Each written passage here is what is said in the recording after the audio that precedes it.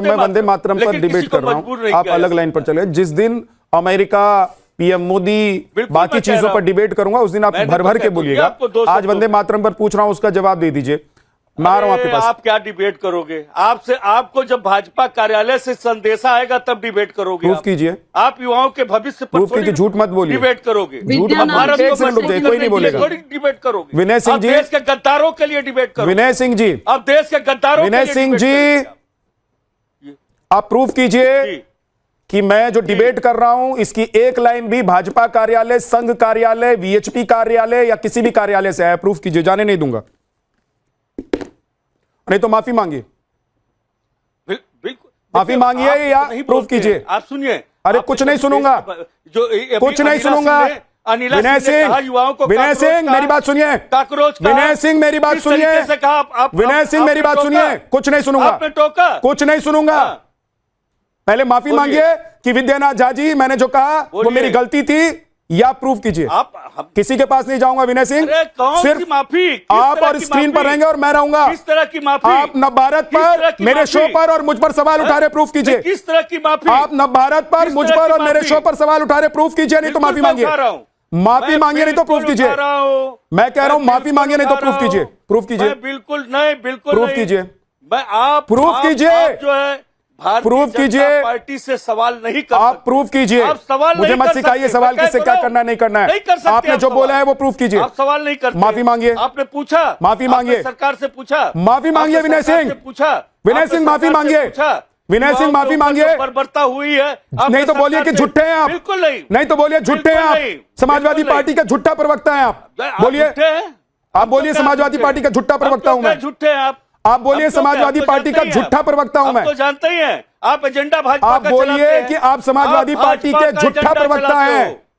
आप भाजपा का एजेंडा बिना किसी सबूत के, बिना किसी बात के, आप बिना मतलब में कुछ भी बोलते हैं। प्रूफ कीजिए नहीं तो माफी मांगिए। एजेंडा चलाते हो। आप रहेंगे स्क्रीन पर और मैं रहूंगा स्क्रीन पर। आज बाकी गेस्ट के पास जाऊंगा ही नहीं मैं। आप भाजपा का आप प्रूफ कीजिए। आपने कहा कि आज जो मैं डिबेट कर रहा हूं ये बीजेपी ऑफिस से आया है। आपने कहा कि ये फलाना जगह से आया है, मुझे कमांड मिला है। प्रूफ कीजिए नहीं तो माफी मांगे। विनय सिंह, मैं प्रूफ कर रहा हूं। बोलने देंगे तब तो प्रूफ करेंगे।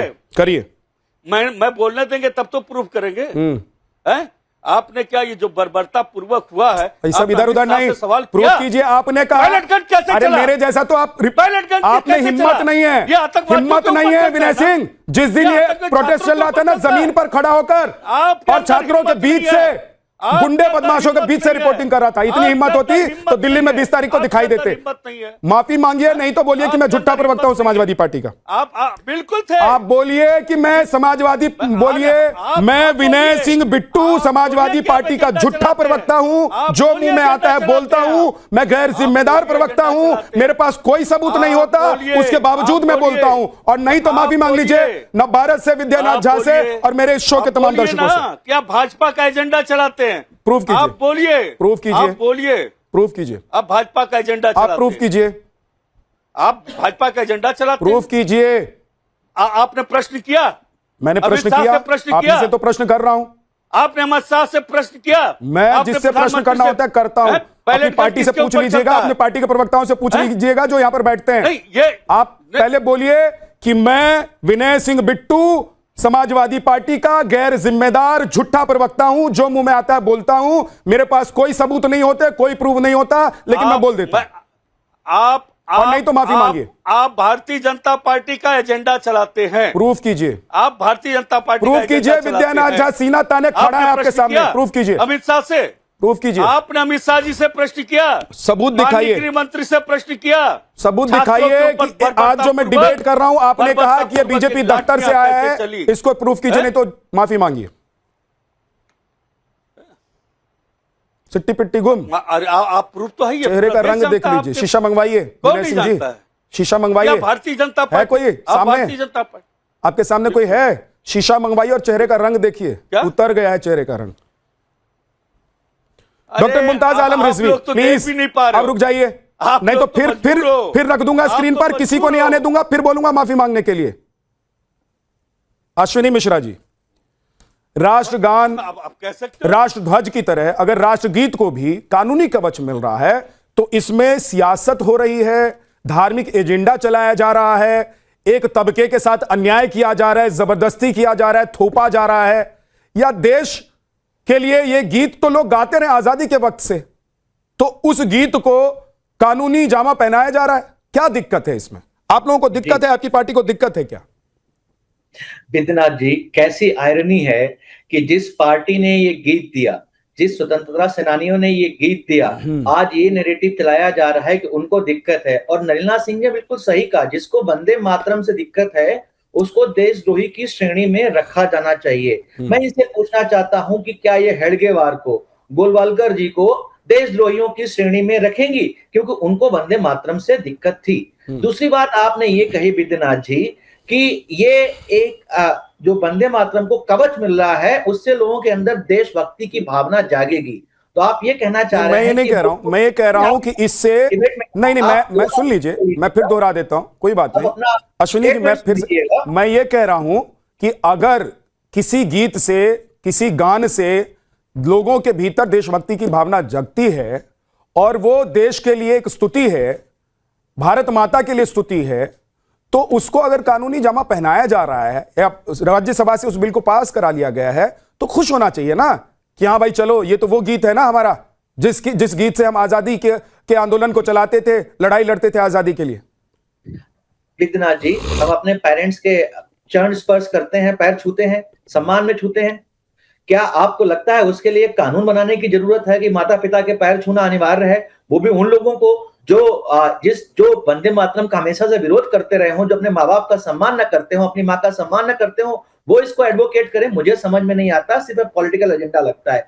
दूसरी बात, आपने भाई इसी देश में माता पिता बुजुर्गों के लिए कानून बनाना पड़ा है कि उनके बाल बच्चों को उनका ध्यान रखना पड़ेगा। पुलिस थाने से अगर आपकी माता है तो आपको भी फोन आया होगा, या पिताजी हैं, बुजुर्ग हैं, 60 साल के पार हैं, तो फोन आया होगा अगर उत्तर प्रदेश में रहते होंगे कि भाई आपके पिता या आपकी माता ठीक है या नहीं ठीक है। आप गोल पोस्ट चेंज करके डिबेट से मैं गोल पोस्ट नहीं चेंज कर रहा हूं, आप माता पिता पे गए, अब वापस आ जाइए राष्ट्रगीत पर। मेंटेनेंस बिल का वंदे मातरम बिल से कोई लेना देना नहीं। ठीक है, वंदे मातरम पर रही है। हमारे सीआरपीसी 125 में बहुत पहले से है, बहुत पहले से है, उसका इस सरकार से कोई लेना देना नहीं है। वंदे मातरम को रविन्द्रनाथ टैगोर जी ने पहली बार 1890s अराउंड में गाया था, कांग्रेस के पहले अधिवेशन में। कांग्रेस ने बिल दिया था, तब रविन्द्रनाथ टैगोर जी ने बोला था कोट अनकोट, ये वंदे मातरम गीत जो है हमारा देशभक्ति का गीत है, इसको राष्ट्रीय मान्यता मिलनी चाहिए। हालांकि इसके पहले 2 स्टेंजा मैंडेटरी होने चाहिए, बाकियों को मैंडेटरी करने की जरूरत नहीं है। वंदे मातरम आप बोल रहे हो कि आपको क्या राष्ट्रीय कवच शब्द का इस्तेमाल किया आपने? आपका कहने का मतलब है कि वंदे मातरम अभी तक कोई राष्ट्रीय कवच था ही ना? वंदे मातरम कवच बोला मैंने। हाँ, कानूनी कवच वंदे मातरम के पास कोई कानूनी कवच नहीं था। वंदे मातरम गाना क्या अनिवार्य नहीं गाते थे? लेकिन अभी आदिल हसन कह रहे हैं कि नहीं गाएंगे, आदिल हसन कह रहे हैं जेल में चले जाएंगे, नहीं गाएंगे। बोलिए, उन पर नहीं थोप सकते आप। वो कह रहे हैं आदिल हसन कि आप जबरदस्ती कर रहे हैं, वो मिट्टी को चूमेंगे, वो मिट्टी को माथे में लगाएंगे, लेकिन वंदे मातरम गाएंगे, लेकिन अपनी मर्जी से गाएंगे। आप जबरदस्ती नहीं कर सकते कि यहाँ वंदे मातरम गाया जा रहा है तो गाओ, नहीं तो जेल चले जाओगे। अभी आप मुझे समझाएंगे कभी अभी के बिल में वंदे मातरम में क्या परिवर्तन आया है? आपने तो बिल पढ़ा होगा। हाँ, बिल में क्या परिवर्तन है आप बताइए ना। जो सुरक्षा कवच आप दे रहे हैं वंदे मातरम, उसमें क्या रूल्स बनाए गए, क्या मैंडेटरी किया है? मैं आपको बता रहा हूं, और देखते भी रहिए, स्क्रीन पर लगातार चला भी रहा हूं। मुझे लग रहा है स्क्रीन आप नहीं देख पा रहे हैं, लेकिन मैं आपको बता दे रहा हूं कि भाई अगर वंदे मातरम को राष्ट्रगान की तरह, राष्ट्रध्वज का जो सम्मान करते हैं उसकी तरह अगर आप उसका सम्मान नहीं करेंगे वंदे मातरम का, तो 3 साल के लिए आपको जेल हो सकती है। नहीं, बिल्कुल जुर्माना हो सकता है। अभी जो बिल है उसके अनुसार वंदे मातरम का सम्मान हमेशा से था। अभी जो बिल है वो ये कहता है कि वंदे मातरम के सारे स्टेंजा गवर्नमेंट फंक्शंस में गाना मैंडेटरी होगा। ये पहले पास हो चुका है। गाते हो तो ये बिल पहले पास हो चुका है। नहीं, हाँ, ये पास हो चुका है। इसी बिल की बात कर रहा हूं मैं कि ये जो बिल है उसके वंदे मातरम की इंसल्ट बर्दाश्त नहीं होगी। वंदे मातरम की इंसल्ट तो पहले भी बर्दाश्त नहीं होती थी। पहले भी कानून थे कि वंदे मातरम का इंसल्ट नहीं कर सकते थे। मैंडेटरी भी था पहला स्टेंजा गाना, बाकी 6 स्टेंजा मैंडेटरी नहीं थे। विषय सिर्फ इतना है कि आपने एक ऐसा कानून ले आए, फर्ज करो उदाहरण के तौर पे कि अब झा साहब जो है कोर्ट में 2 बटन की जगह 3 बटन लगाना मैंडेटरी करेंगे। पहले 2 बटन मैंडेटरी थी, तो ये नया कानून आ गया कि झा साहब को कपड़े पहनाने का कानून आ गया कि झा साहब अब कोट पहना करेंगे। गलत एग्जांपल है अश्विनी भाई, गलत एग्जांपल है। पार्टी लाके दे रही है, वंदे मातरम गलत एग्जांपल है।